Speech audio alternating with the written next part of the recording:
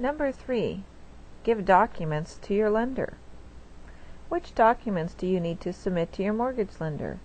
At the minimum, you will need 2 pay stubs, 2 bank statements, and 2 tax returns.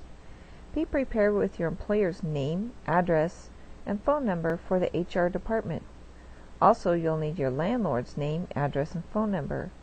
Your landlord will be asked to complete a form asking if you've paid your rent on time. Also, be prepared to show receipts or bank statements that prove you paid your rent for the last 12 to 24 months. To meet the qualification requirements, your lender will ask you to provide a lot of documents. Remember that each borrower will have to meet all the requirements and provide all of their documents. And every time you get a new paycheck or a new bank statement, you will have to provide the new documents to your lender. 2 most recent pay stubs from each borrower. If you get paid monthly or twice per month, 2 paycheck stubs are fine. But if you get paid every 2 weeks, then you'll need to provide 3 pay stubs. And if you get paid every week, you'll need 5 pay stubs. The reason is because you need to show a complete 30-day pay period. If there's both a husband and wife on the loan, you will need the last 30 days from each spouse. Each borrower who is signing on the loan will need pay stubs. 2 recent bank statements. You will need at least the last 2 months of your bank statement. Please copy all pages, even if the last page is blank. If you have more than one bank account, you'll need 2 months of statements from each account. Once you're initially qualified, as you continue this loan process, you will have to continue being qualified. As you prepare to become a homeowner, keep in mind that most lenders will prefer for you to have only one bank account. So, if you have multiple bank accounts, eliminate those you're not using and consolidate down to only one bank account for your household. Of course, that account can consist of both a savings and a checking account, but the goal is to have it all printed on one bank statement each month. The only exception to this would be if you own a business or if you're an independent contractor. In that case, your tax preparer will advise you to keep a separate bank account for your business income and expenses. You don't want to commingle your personal funds and your business funds. Copies of last 2 tax returns. Along with each tax return, you'll need a copy of your W-2s if you're employed and 1099s if you're self-employed. You must make a copy of every page of your tax returns. That means the 1040 and all attachments. If you're self-employed, you'll need your business records too. That includes 1099s, a profit and loss statement, and your business bank account statements. Your bookkeeper or accountant can help you prepare your profit and loss statements, which are commonly referred to as P&Ls. Other documents which you may need to give your lender include documentation showing other source of income, such as child support, alimony, retirement, pension, Social Security, or disability. You may need an award letter, court records, or canceled checks for the last 12 months. If you're receiving money as a gift to help with your down payment, you will need documentation of that income. You may need to provide copies of your credit card statements or your loan payments. That includes loans where you're the co-signer because you're responsible and it shows up on your credit report. You may need to bring copies of your utility bills. If you have had a divorce, your lender will need a copy of your final divorce decree from the court. If you previously filed for bankruptcy, had a short sale, or had a foreclosure, to bring copies of the final documents. If you've deferred repayment of your student loans, you should bring your deferral agreement as well. And finally, if you dispute any of your credit report items as listed on your credit report, and you can prove that it's wrong, please bring proof of that along to your lender. Your lender may be able to help you get it corrected on your credit report quickly.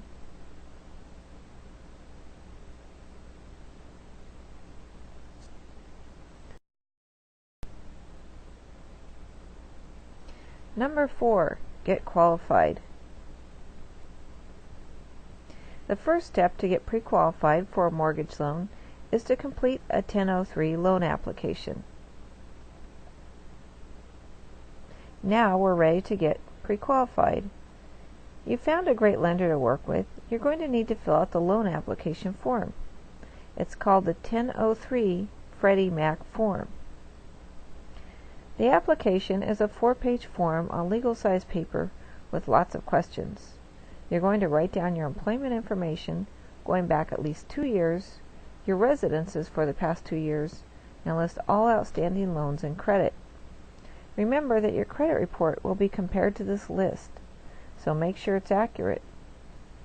Also, you'll have to list your assets, which are items of value that you own. Since you're a renter, your car is probably your biggest asset. The form may look overwhelming at first, but don't get discouraged. Ask your lender if you can complete it online, which may help you tackle the form quicker, or perhaps your lender can complete it for you while asking you the questions. It's a great way to get it done quickly and easily. For your convenience, we have included a 1003 sample loan application in our loan packet of the sample forms. Turn the 1003 into your lender along with the credit check fee. This fee can range from $7 per person to $35 per person, and some lenders will give a price break for married couples. This is because credit bureaus combine credit reports for married couples, so the reports may be less expensive for your lender to run. The credit report fee is non-refundable.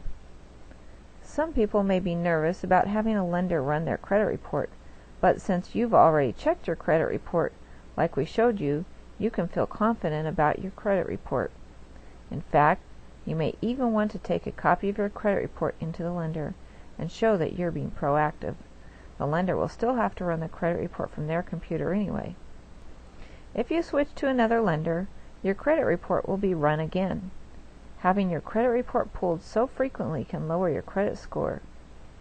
This is one important reason why you want to shop for lenders before you select the best one. If you shop around for lenders at this point, and they each run your credit report, you will get dinged with a lower score. So pick one lender and stick with him.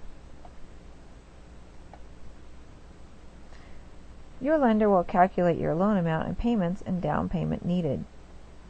He'll show you what type of loan is best for you, what size loan you qualify for, and how much cash you'll need for down payment. Using the credit report along with your income documentation in the next step, your lender will now be able to show you what type of loan is best for you, how much you can afford to pay for a house, and how much money you're going to need for your down payment. Yes, even zero down loans and VA borrowers will need a cash down payment. You'll need to write a check for an earnest money deposit when you make your offer to the seller. This is a check that will be deposited into an escrow account once the seller accepts your offer. Your loan size will determine what price of houses you should shop for. The less debt that shows up on your credit report means you'll get a higher loan and therefore be qualified to purchase a bigger and better house. Using your income and your expenses, your lender will calculate the maximum size of loan you'll be eligible for. This will give you an idea of the type of house you're going to start shopping for. Remember that your total monthly housing payment will include your mortgage payment, taxes, and insurance. So if you choose a condo or a PUD that includes a monthly homeowner association payment, this will increase your housing payment. So then your mortgage payment will have to be less, which means you'll have to buy a lower priced condo. For example, if your total housing debt allowed is $1,700 per month, and you find a condo that includes HOA dues of $300 per month, that only leaves $1,400 in mortgage, taxes, and insurance.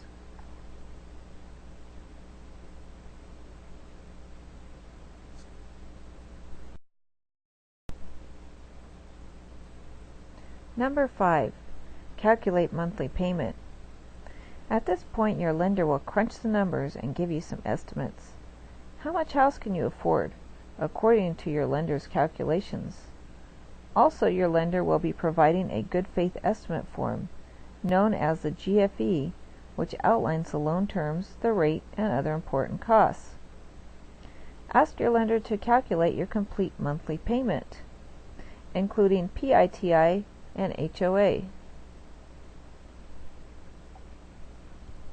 PITI stands for Principal, Interest, Taxes, and Insurance. HOA stands for Homeowners Association. Principal is the loan amount you borrowed that you're paying back, and interest is the fee you pay for using that money. Property taxes are assessed and collected by your county government, and homeowners insurance is required by your lender to insure against damage due to a fire. Your payment may also include a homeowner association fee, known as HOA fees, and any other expenses such as mortgage insurance, known as PMI, and Mello-Roos fees, which are common in California.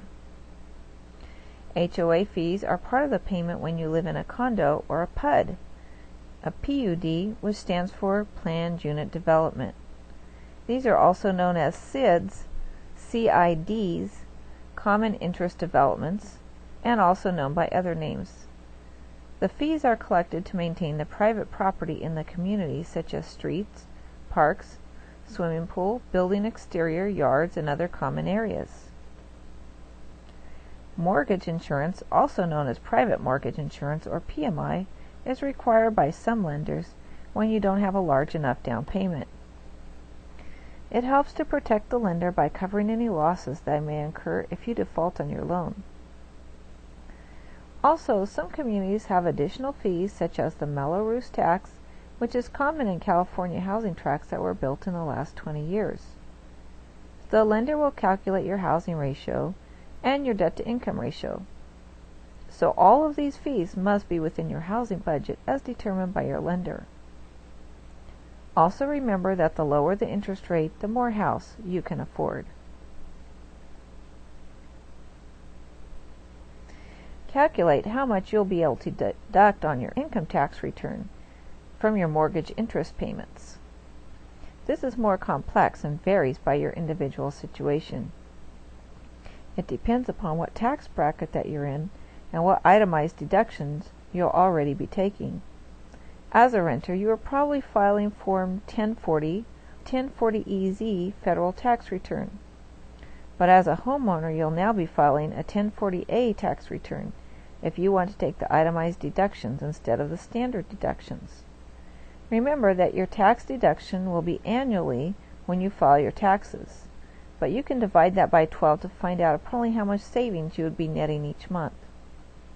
Your accountant or tax preparer can give you estimated figures.